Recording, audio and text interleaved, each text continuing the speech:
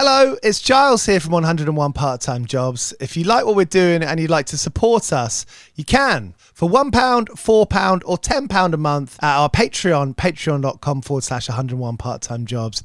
You can help support our independent production. We are so happy with the way this is going. We appreciate all of you listening and watching our episodes. So thank you for being here. If you'd like to take it that one step further, you can. That's at patreon.com/101 Part-Time Jobs. Cheers. LinkedIn is pretty amazing at helping you grow your small business. We cannot stop your new clients from emailing you at 3 a.m. We can help you sell, market, and hire in one place. We cannot help you be in 3 places at once. And while we can't help you organize your calendar, LinkedIn can help you land more clients so you have a calendar to organize. Grow your small business on LinkedIn. Learn more at linkedin.com/smallbusiness. Study and play come together on a Windows 11 PC. And for a limited time, college students get the best of both worlds. Get the Unreal College Deal. Everything you need to study and play with select Windows 11 PCs. Eligible students get a year of Microsoft 365 Premium and a year of Xbox Game Pass Ultimate with a custom color Xbox wireless controller. Learn more at windows.com/student offer. While supplies last. Ends June 30th. Terms at aka.ms/collegepc. I saw like a YouTube comment with someone saying, this is like half genius, half just like out there, completely wild. And it's like, that's such a funny place to get to, because I would agree with them. You watch the music and the lyrics and the storytelling. It's like, there is a lot of work that goes on behind this. And my mind goes to like, oh wow, you have to take it somewhat you have to take the fun as serious. You have to have a certain seriousness about making the fun. Yes. And it comes from a place of caring, right? Yeah, 100%. The moment that you stop caring is the moment you must give up. Right. You must give up. I think that's the source of like, we don't argue too much, but if we're bickering, you know that it's always about something incredibly small and seemingly not important. But the only reason that we're having that discussion is because we care about the thing and we care about getting it right. And then the point of this has to stop or this is insane now is this is supposed to be fun. Right. This is supposed to be fun. Like, we're so lucky to be in a job that is fun and silly. Yeah. And so if we're screaming at each other out about what's the best rhyme for Bumblebee, then like we've got that a little bit wrong, I think. Yeah. And you've got to be quite close. I mean, your sisters, of course. Have you grown up together, like hanging out with each other? Were you buddies? Were you like making plans on the weekend together? No. Not one. I don't really remember being kids together that much, but my kids' memories don't really feature you in it. No, same. Teenagers, we didn't get along. We didn't hate each other, but we were just two different people. Yeah. Okay. Different ages, different years in school, different What's interests. the age gap? Just 2 years. Okay. Just two, But yeah. it's kind of a lot, but not a lot. Yeah, I think When you're a teenager, it's a lot. Yeah. Yeah. And especially like when one gets to secondary school and the other's in primary school, it feels like, oh, I'm 23 years older than you. And you're you're 12. Where did you grow up? Portsmouth. Just Okay. outside of Portsmouth. So what do people do in Portsmouth as teenagers? Like get fucked up? Yeah, Yeah. you go down High Street. You go down Commercial Road. You hang out at Topshop. Right, you do Topshop, Primark, You get H&M, New Look. bag of dinky donuts, 10 Yeah. donuts Oh, for yeah. £1. Hang out by the fountain. Do you Go get like down the Southsea. squaddies down there? I feel like that. I don't know if that's like a rude thing to say, but like you get the squaddies, the people that are What's a doing the squaddie? CCF people, What's this? like the army people. bit Navy down Yeah, there. and the Bit TA. Navy. No, bit less we forget. Yeah. Bit HMS down there. Yeah. Bit less we forget. Yes, bit Remembrance Day down Yeah. Done it. Yeah, lots of poppies. Big poppy place. So what was it when you got to like 18? It was like, I'm going to get the fuck out. Yeah, we both went to uni outside of Portsmouth and then came home and went, I think I don't want to stay here. But in general. I mean, we both did have, after uni, we both did stay there because we wanted to get out, but we had no money. So we had to Right. work, get jobs. Yeah. I just got a job down the road. Yeah. You sort of did a similar thing. And it seems like a nice like reconciliation, not being like hugely close pals as teenagers, but then like throwing yourself into a project together. Yeah. You know, be Yeah. like how did that start? What was that first conversation like? You must have shared a similar sense of humor. We did. yeah. I think you sort of don't realize it. You don't know that you have a sense of humor as a teenager, or you can't like stick a you can't sort of pinpoint like there's no context. This is what our sense of humor is. We just sort of you laugh at the same things. And then I think when we went away to uni, were like both had like very strong friendship groups at uni, but there were also like little gaps where you're like, oh, I haven't met anyone who enjoys this thing, but I know that she likes it. Yeah, you'll text her. Yeah, it was a lot of Nicola sending me SNL videos. Yeah, because you were just getting into comedy. Yeah. I'd always known like British comedy, but you were like, oh my gosh, there's a person called Tina Fey who lives on the other side of the world, and she does all of these things. Was sending me like 30 Rock clips and things. Yeah. Which was just so our sense of humor, and I didn't have anyone else in my life who shared that. Who was in my like inner circle. It's funny when you like realize, oh, I'm big into that. Like I'm into that thing. Yeah. And you kind of immerse yourself in that world. Yes. Maybe where you're just like, okay, I just want to pay attention to this. Yeah. Tim Minchin's in there, obviously. Tim Minchin was in there. Like Flight of the Conchords. No. Weirdly, no. Okay. We know who Tim Minchin I knew because a friend, one of the guys I lived with at uni was like, have you ever heard of Tim Minchin? And played me some of his songs. And I was like, oh, that's like the brain in the same way, like the comedy brain chemistry has changed. Yeah. Like, oh, this is great. But we didn't know who Flight of the Conchords were until we started doing Flo and Joan. And then someone said to us, you remind us of Flight of the Conchords. And we were like, who's that? Well, I sort of had a light reference of them, but we again didn't have cable or whatever it's called growing up, and I feel like you needed either that or an uncle who bought the DVD set. Yeah. There's a lot of niche things out there that if you weren't showed them. Yeah. And when you're discovering something like that, you don't imagine yourself doing it yourself. No. Yeah. Try not to think about how it happened too much. How do you mean? Like why? Like just thinking about looking if we'd have watched Flight of the Conchords when we were kids, being like, oh, we could do that one day, like that. I don't know why we do what we do. No. And they would have been like a perfect example for us to be like, oh, you can do this because they do reason, it. Yeah. So do you feel that way like now? Like, you know, it must be a funny thing to explain. I mean, there is context for it now. Like the more you go on, the more context there is. Like, look, we've done that Fringe show, or we've done that show. We've been touring for years and years and years. But in those earlier years, when you're like, okay, we're making a go of this, explaining that to people, I imagine would have been quite funny. Yeah, I think be like, okay, we're going to do this like 2-person show. It's songs, it's comedy. Yeah. Just come with us. Yeah. It was very that because we moved like independently, but moved to, because of like finding these American comedies, I moved to Chicago to do Second City, which is like a very famous comedy institution there, and then went on to do it in Toronto because they have a version there, and I could stay there for 3 years, and that's where we started. And then Rosie followed me out, and that's where we started doing it. But like we were over the other side of the world, and our family knew that and friends knew that we were there to sort of try and do comedy, but also didn't know what that meant, didn't have a reference for it. They were like, yeah, they just live in Canada now, I guess. Like, and so also like, weird. it was just like a fun whimsy. Like we both finished uni, didn't really know what we were going to do. Yeah. And so I think people were like, well, they're traveling and that's what people do when they finish uni. So that's what it would be. And then we started doing Flo and Joan. I don't know if we put any videos up at that point. I think we were just like, just doing live shows, and then we're like, we should go to Edinburgh. That's what people do. Yeah. Yes. So that was the first time. Like, if people who do comedy, they go to the Edinburgh Fringe Festival. So let's get our material together and go to Edinburgh and see what that feels like, and see if we sink or swim. And that was the first point that any one of our friends or family knew what we were doing really, and then saw it. And they sort of came up.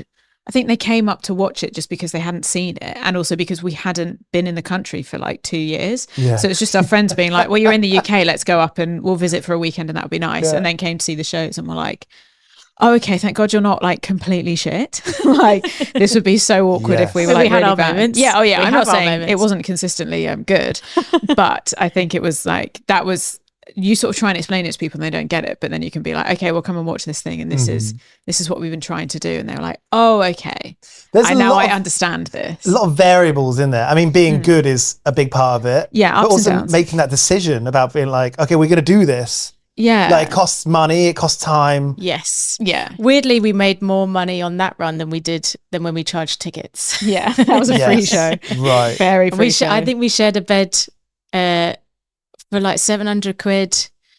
But I think we broke even on that first Fringe, which was the money is always the scariest bit.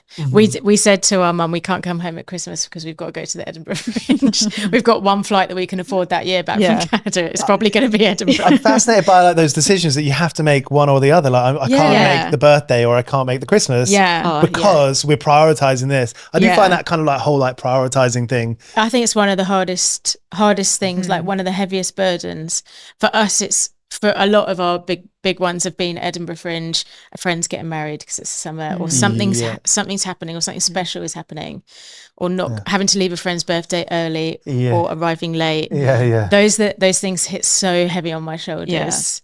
And the things as well, like especially in like the Edinburgh, like we've both had multiple weddings where, like on both sides, where it's really difficult to explain to friends, like I will be at your wedding, but I'm going to be the last person to arrive, and I'm going to have to be the first person to leave. But I will be there, and no matter what happens. So what are you doing? And then you say, "Oh, I'm being a narcissist for an hour, for money." So I won't be able to celebrate your big day for very long. And then on the other hand, when we have to explain to our agents or the people like producing our shows, like we're not going to be there for this one day on like it will always be the busiest Saturday of Fringe. We're like, we're not going to be there. We're going to a wedding. And they're like, well, why are you going to a wedding? You're like, because my best friends are getting married and that's important. Surely this happens to everyone every year. What do all the other comedians do? And they're like, they do their shows. And you're like, well, those people are fucking crazy. That's not always the way. It's not always, but that's not the way at all. But like, I remember the first time we had to have that conversation of being like, well, what do other people do? And they were like, well, they just do the Fringe show and they miss the wedding. And being like, well, that's not how we're going to operate. Like, you gotta like, and that's part of being sustainable, right? That's part of like doing it sensibly. You have to be sensible at some point. You can't just go hell for leather every day of your life. Yeah. The biggest change I think that happened with us is we tried as hard as we could, maybe like a couple of years, 2 or 3 years ago, we realized that we never had a structured 2 days off a week. We mostly can get there. Sacred 2 days off a week. Where's the weekend? Where's the weekend? It's a Monday or a Tuesday or something. Or it's like a weird Sunday afternoon and then 2/3 of a Thursday. And we try and not see each other 2 days a week. Just for the sake of our own lives. That was a huge change where we what's the word? Boundaries. Never heard of them. It took us a while to get there. They're still a little bit flimsy, but because you're just on that treadmill where you're just going and going, and you don't want to take a day off because it's so hard to get to like sustainable places. At what point, when did it become like an everyday thing? And I guess there's two sides to that, right? There's like the everyday thing in the way that it can pay rent, but an everyday thing where, and this probably comes before you get paid, of like, oh, we're actually going to do this. Discipline, some would say. Discipline. Writers would say. Did that come early? I mean, I feel like there's got to be a journey between being like, okay, should we try this thing? Oh, I've written this song, to then a few months or years later, that journey of being like, okay, we're getting more and more and more into this. This could be a thing that we can actually do, from the mind to reality. When we first started when we were in Toronto, we only did it in Toronto. I think we got paid maybe 3 or 4 times in our entire, correct me if I'm wrong, but like the deal there was that, or not the deal, but no one really made that much money from their shows. So you did it for the love of the thing, and it wasn't, we certainly weren't in a position to make any money from it. Did people talk about that? Were people like, because obviously that's going to start a class divide. I don't remember being aware of it then, because I think all of our friends that we were doing shows with, none of us were getting money from it. So it was, everyone had just their job. And like you'd go do an improv show at 9 p.m. And they were like also like jobbing actors or jobbing writers and stuff. We weren't at that point then, because we were still so very new. But it wasn't, you just sort of figured that that's just the way it is. You don't get paid to do these things until you hit the big time, if you hit the big time. The big time, what is this, like 1950s? But still, I mean, but the big time is like getting paid 100 quid to some people. We like came back we moved back from Toronto. Our visas expired. We moved back, and then a couple of days later, we had our first gig in the UK. Probably like in the 100 quid world. Or we got paid to do a preview. It would have been like 75 quid or something. And thinking like, wow, we could really climb to the top. So when that happens, is it like, it sets your expectations higher? I think it drips in a little bit of hope that there is money that could be made. But we still, like, as soon as we got back to the UK, we went straight into sort of a month of previews, and then Edinburgh. Our second Edinburgh. Second Edinburgh. And then we came back, moved into London, and just got Joe jobs again. One of my favourite things that was ever written, you wrote on the back of a receipt while you were at work. Yeah. And I'd come up with a few when your brain is turned off because you don't really invest in the job that you're doing, you kind of get into like imagination world and the fanciful world. And I still fantasize this day about just having like a coffee shop job in the mornings or something, just so I can turn my brain off, which will probably actually turn my brain on. I love those feelings of when you're just, I used to work in a butcher shop and it was a lot of repetitive action. Butchers? Yeah. Wow. It was real repetitive action, which I love. I really enjoy long periods of doing the same thing. Heavy, really sharp things. Heavy, sharp things. It was a lot of like, cutting things. I also worked in like cheese as well. Okay. So cutting just cheese for cheese boards. Just Do you know your cheeses? Yeah. I would have known my Canadian cheeses back in 2017. You're a good house guest. Yeah. Oh yeah. To bring the cheese over. You better believe it. So yeah, it's that. I think it's that hope that you're in the job, but you've got the hope that outside of this job, maybe something could happen. It's the hope that kills you that kills you. Yeah. Have you had that moment where it's like, oh fuck, what are we doing here again? Every day of every living day. Existential Mondays. Wakes me up at night, keeps me going. Really? Yeah. I think there always is, because the nature of this being a freelance job is that no day is the same. There's no certainty in anything. There's an element of hopefully, and certainly at the moment, we're very lucky that we can we hope that we're able to put on I think we should do a show. Let's see if we can get tickets for it. But other than that, we're not in charge. That we're in charge of elements of our career and what we do, but there are also lots of other people who it's in their hands as well. Yeah. Yeah. So that you got to work with that, right? It's like we are part of a bigger thing. Yeah. Yeah. Yeah. And that's like you're making me really think about what I do. Yeah. No, well, I think it's got to be at some point. You know, like we're saying, you've got to care, and when you understand how it operates and where it can be a bit existential to talk about this shit too much. I think I've recently been trying to realize how fortunate we are. Yeah. Every single time you get booked on a gig, you're fortunate, and you're like, thank God. Thank God someone wants me to come and do a gig. Thank God there's a team around us who's supporting us to get us to these gigs. And then every now and again, when it's a bit quiet or you have a bad gig, you start to like really, really question, like, are you doing the right thing? But you keep on going to the next gig, and you keep on going. And you guys have different types of work, right? I mean, you're doing this tour, you're doing one man band, which is a show. What's the guy's name again? Ed Easton. Ed Easton. Yeah. And so you've written the music. We wrote the whole thing. So we wrote the music and the lyrics, and it's and like all of the dialogue. Yeah, the script. It's basically a one-man show. It's a one-man musical. And so you say two women wrote a thing that one man is going to get Can you believe it? For. Yeah, we thought they needed a bit more exposure. We're essentially the puppet masters of a little boy on stage who sprints around for 70 minutes singing our or stuff. we're like, stand there and say that. Yeah, don't do that. Does that feel you got the power control there? Yeah, it's nice. Yeah, we could call lights at any point. Yeah, it's definitely not our director Georgie who's in charge of this. Yeah. How does that come about? Like, does that get commissioned?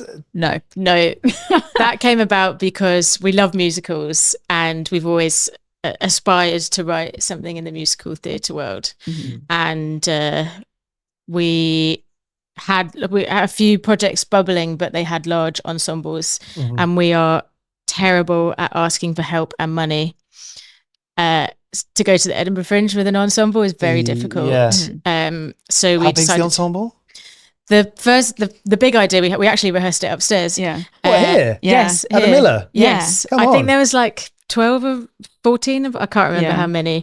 It was a big feat. And that was the reduced version of what we ideally would have it be. Yes. And you can't take that idea to a theatre producer now as two people who've never written a musical before and be like, we want there to be like at least 24 people in it. And they're like, you can like, there's just, people just don't make those shows anymore. And if they do, it has to be like movie, the musical or whatever. Like it can't be an original idea by two people who have never done it before, which makes sense. It's understandable. But we'd written that and we're like, okay, well, if that's not going to happen, let's write a musical for one person. The smallest of cast possible. How do we shrink this as possible, as small as possible? So then we racked our brains of who would be the funnest person to write a musical about.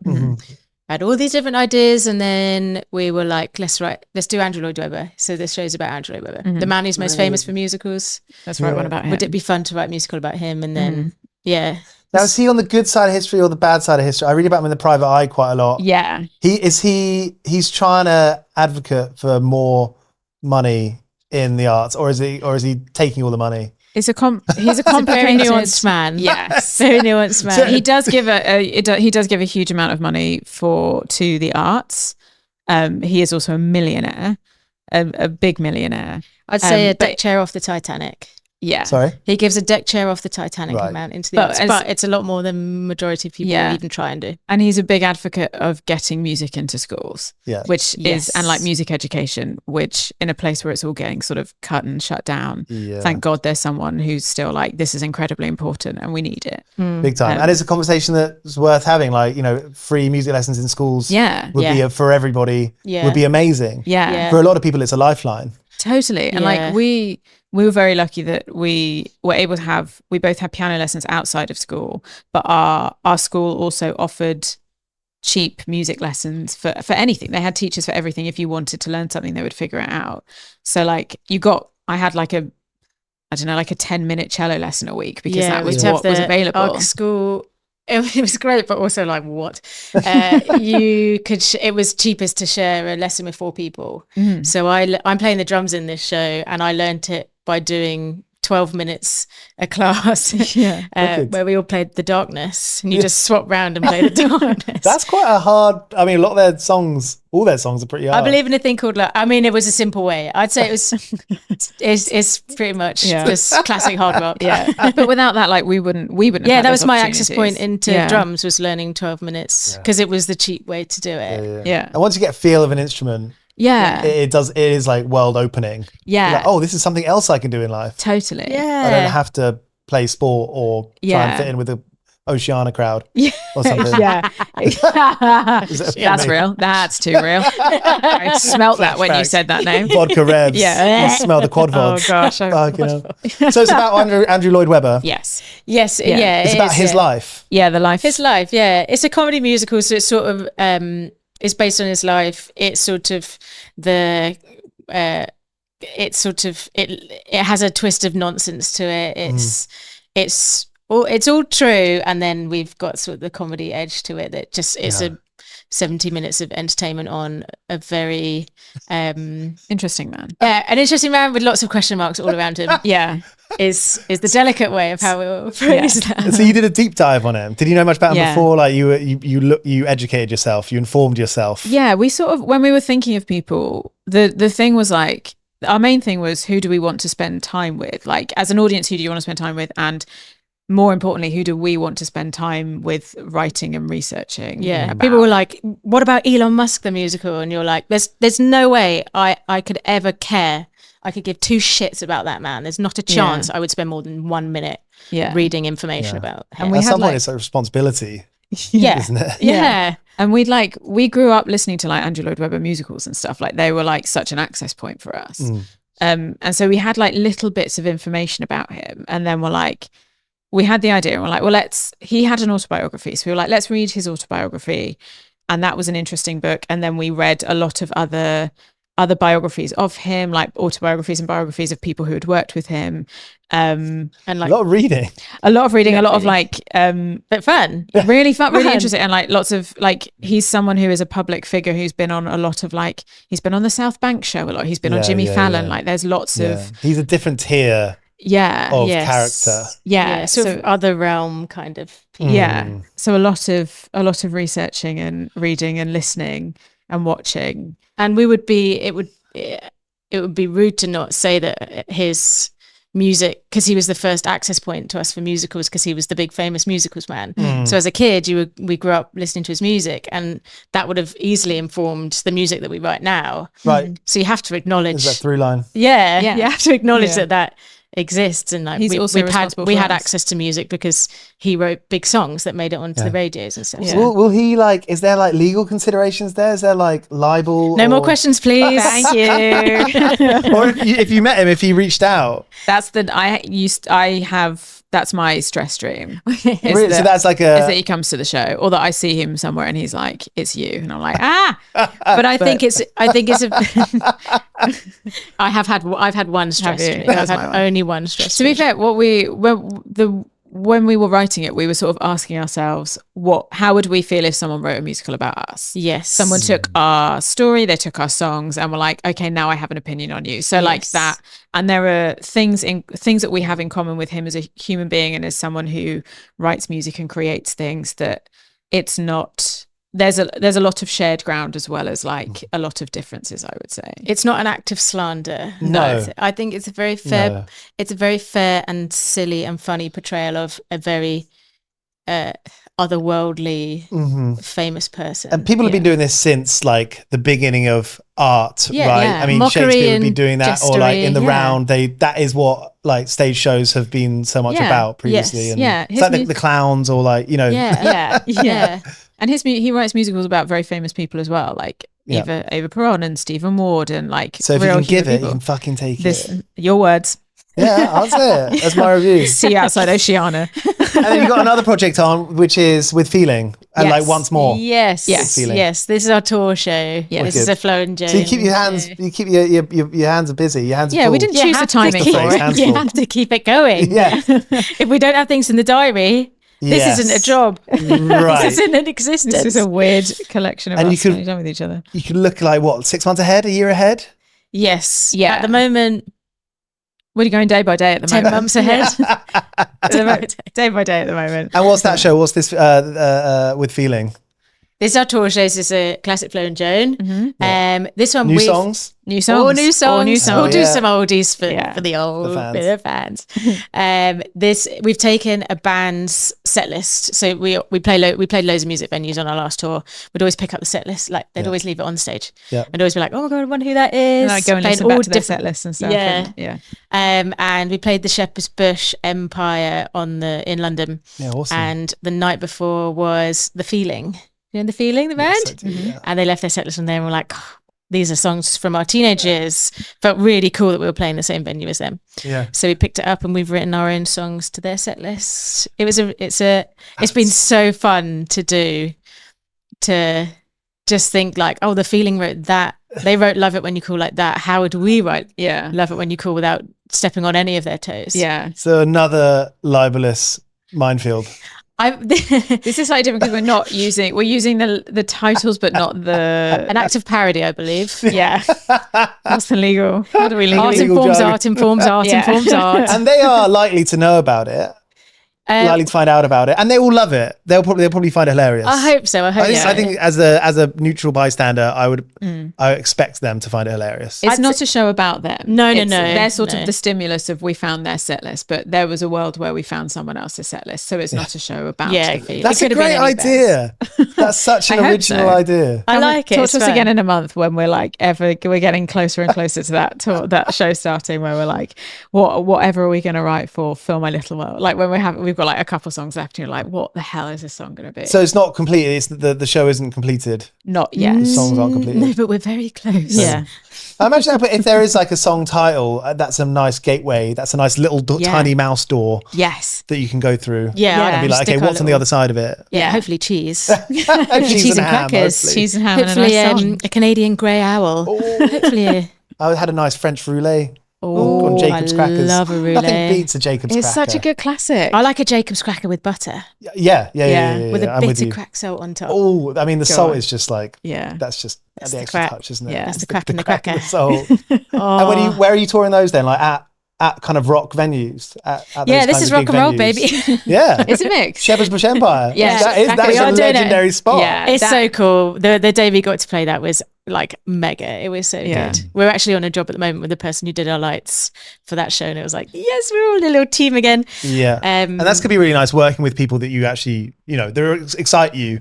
Yeah. And like Yeah. we're in a team. This is Yeah. teamwork. That's Yeah. when I check myself and remind myself how fortunate and lucky you are that you get to do the job and you get to curate or be asked to be part of Yeah.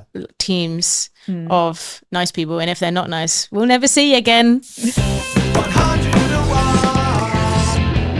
Most of you watching or listening to this will know someone, if it's not yourself, who plays in a band, puts out music, and are sometimes confused about the way it works. Well, DistroKid is here to help.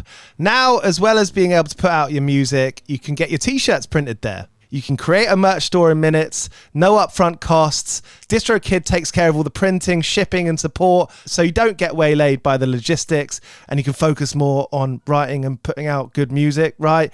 And just like the distribution, DistroKid never takes a cut, and the artists, you keep 100% of your earnings. It's that simple. Head to distrokid.com/direct.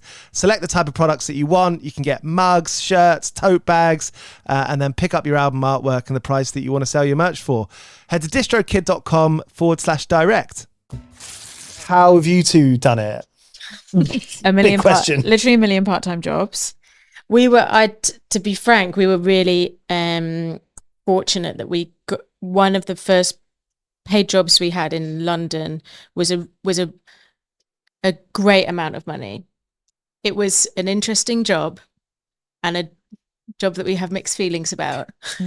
But it allowed us. It's not a controversial job. It's not like we didn't take money from anyone. We didn't. You didn't like kick children. Yeah, we weren't writing like promotional music for Elon Musk or something. It wasn't like do it for free. Just put us on a place on the space rocket. Yeah. Katy Perry. Exactly. Yeah, we wrote Katy Perry's space song. Paid really well, but the press behind it was quite bad. You don't have to say what it is, but it made your lives easier. 'Cause that's what money does, right? I'd say it made our lives. Freedom. It made our lives easier because it gave us freedom. It made it creatively harder because it attracted different attention that we were too new to understand what to do with it. In retrospect, if I could do it all again, possibly wouldn't have taken the job. Who knows? And who cares? It's fucking life. But that freedom, that a paycheck, and it also it floated us in Edinburgh. Because Edinburgh is so unpredictable, and at least we had that to be like, if this all turns to shit at the end of Edinburgh, we'll forget this ever happened and go back to other jobs. And a really great thing to get early on to be like, let's see if this works. Like we've got the opportunity to like really like the opportunity and the luck and the good fortune to be like, let's really stick our heads down and really try and make this work. Also, we had no money. Oh yeah, we had nothing. We came back from Canada, which does not convert nicely into sterling. No. Nothing converts nicely anymore. We both had like real part-time jobs you were working in a tea shop in London. I was working in the Churchill War Rooms. I didn't realise that my job was a part-time job, not a full-time job. I'd read like what my salary would have been if I was working full-time. I was like, oh, that's great. And they were like, no, you work 2 days a week. And I was Why like, do wait, they do that on job adverts? Insane. Oh, you're going to be earning 60 grand salary. That's what but you work you work 5 hours a week. Yeah, unfortunately not for you. Yeah. And so we were also like, struck on the way up to that were not doing well. No, really. So there's a job like that comes in and you're like, I don't even need to read the description. Give them the money. Let's take it and try it. Yeah. I think everyone is. Yeah. I don't know anyone who isn't finding it difficult. Yeah. 100%. And having to maintain the joy of what you do, knowing that joy also can hurt you if it's taking over. I mean, yes, it all comes down to money every single time. Yeah. Self-esteem and money every single time. Because sometimes the amount of money and security you have can form your personality, and it can form your desire to have confidence when you walk out into the world. That's hard. That's hard in the early days. We're very, not to put too much on it, but like I think we're very lucky that we work with each other, because we've like truly seen each other at our worst, like fighting over remote control, punching each other in the head as 5-year-olds. And so it's like someone who, I do think that we're kept slightly grounded by each other in a way of like, I know you're not like this, or like it's quite nice to have someone doing the same things as you, and someone who you can celebrate the wins with in a way that's not braggy. It's like between two people where you're like, I get to share this with someone else. I don't have to put it into the world or show it to anyone else. We can just be like, isn't this cool, or wasn't that fun? And also be like, that was terrible, wasn't it? Yes, it was terrible. Like it's very nice and grounding to have someone who has those same experiences to be like, this is fucking cool, isn't it? And just keep each other like grounded a bit. I hope that's what it feels like. Or when you're being a little princess. Yeah. The other one being like, shut your mouth for a hot sec. Yeah. Shut up. Yeah. Sharing and this is like sincere and earnest, but maybe, I think that stuff, I think it's really important to be sincere. It's really annoying when people aren't. I find it very annoying when people can't be sincere, but it is about sharing. like sharing, like I think life is about sharing. Yeah. Food and sharing. Yeah, food and sharing. Yeah, It's often me saying, "Have you finished that dinner? Can I have the rest?" yeah. Good to meet, good to chat, and like Yes. learn the story, because I think people do watch and hear this and they're like, oh, that's how they did it. I think there's always going to be ways that people can only do what they know is possible in life. Yeah. And a lot of these things, being on stage and writing funny songs or whatever it is you're trying to do, you need to see someone else do it for you to feel included. Yeah, 100%. I think if I hadn't seen Victoria Wood or Tim Minchin on a stage, Victoria Wood because you get to see a woman on stage, Tim Minchin because you get to see someone with an opinion on stage and put that to music. I think if we didn't have those access points, and Mighty Boosh, if I didn't get to see that moon in the sky, face covered in cream, and to back yourself, right, and be like, I've got that opinion on something, like you say, to have an opinion and not be shy about it. Yeah. We're still shy about it. Still shy. But yeah, the confidence to go out and be like, this is how I feel. If you feel like it too, come with me. Yeah. That's a funny thing. Like, I love that band Get Down Services. Have you heard them? No. We've had them on the show a few times. And they are so silly. And you go to their shows, and their shows are getting kind of bigger by the month. Really, they did Electric Ballroom. Now they're doing 2 nights at the Roundhouse. Oh, cool. And watching them on stage is you get to be silly because you're watching other people be silly, so you can be silly yourself. Yeah, best feeling in the world. Same vibe with you guys. Yeah, you get when you're in the crowd, you're like, oh, you allow us to be that way. I hope so. With little tickle, our songs are little tickles. Yeah, no one wants to be the loudest person in the room, so when you got other people doing that, true, it allows you to do it. That's so sweet. Yeah, that's great. Yeah. Hey, I'm a big fan of the work gaff and the work fuck up. Yeah, and especially working when you're doing these side jobs where it's like, oh, I've got a gig at 9:00 and I finish at 8:55. Yeah. And I've got to pick up my guitar from my friends where I lost it there. What are some of the most memorable kind of worst days that you've had? I don't want to hopefully I don't want to rake up too bad of memories, but are there any particular times that you thought, fuck, I just want today to end now? There was maybe Edinburgh not Fringe 2019. Yeah, the whole of August 2019. No. I was going to say I now look at it with fondness, but I know at the time we were like, fuck this. When we were in Toronto, there was a period where I think you hadn't got your visa yet or something, and we were living in one room in someone else's house who we didn't know. We were sharing a bed. You were working in the really early in the morning. So you were living in someone's house that you didn't know? Didn't know. We found it on like previously. Airbnb or something. Okay. Flatshare, spareroom.com. Hi, I'm your new housemate. Yeah. Just knocking. We're sisters, we're sharing a bed. Don't think too much about it. Because we had no money. We're like, we have to do this. And we didn't have a case for our keyboard because they were too expensive. So the keyboard, we used to just keep it in a bin bag. And I think I was coming somewhere from, we had a gig. I was coming from, not paid. I was coming from somewhere, and I think you had to go and pick up the keyboard after work to bring it to the venue, and you had to cycle with it, and it was either raining or windy. It was raining. I had to double bag it. I had to double bag the keyboard, so that's 2 bin bags. And I was we cycling, had to so I use. had it under my arm. Was that on your lap or something? It was really windy, and it was just flapping around in the. And then got there, probably played to like 5 people in silence, and we're like, this can't be it. What the fuck? This can't That's be it. dedication. But also at the It time, was you're fun like, though at the time. it's fun. Yeah, now Yeah. I'm like, that's exactly what starting out and doing those things is like, put the keyboard in a bin bag and let's go. Like, it's, If I'd be a massive princess if I had to do that. I mean, we still have to carry our shit everywhere. we complain but now we like complain if we have to do it. Whereas at the time, you're like, well, let's get it on your lap, and we have to be at Comedy Bar at 9:00. So start pedaling. let's go. Yeah. I suppose it should get a little bit easier each time. Well, we've got Yes. a tour manager now, so It's their job. that helps. But I remember those moments being like, when you like lined up the things of like, and then we're going to go home, get into the same bed where I'm going to wake up and go and work in a cinema, and you're going to go to your butcher shop, and that's what life is right now. And people are like, we're writing songs that people are sometimes laughing at, but not consistently. Where you're like, is this what this is? Are we happy with these choices? Are we going to keep? Yeah, I guess we've got a couple more days on this double bed, so let's just stay here for a bit longer and see what happens. Is there an element where like the reality of it is kind of as funny? Now it is. It's for the autobiography. Yeah. It would be a good story for the be a good grandchildren. one. Yeah. I appreciate the chat. Appreciate you the for having time. us. Thanks for having us. Yeah. Thank you. So that was Flo and Joan here on 101 Part-Time Jobs. Nicola and Rosie, they are going on tour. 2 different types of tours. One-man musical, which has got a few more days left at the Soho Theatre, and then they're touring up to Edinburgh with it. And then with Feeling, they're touring from September all the way through to December across the UK. Cheers for listening to this episode of 101.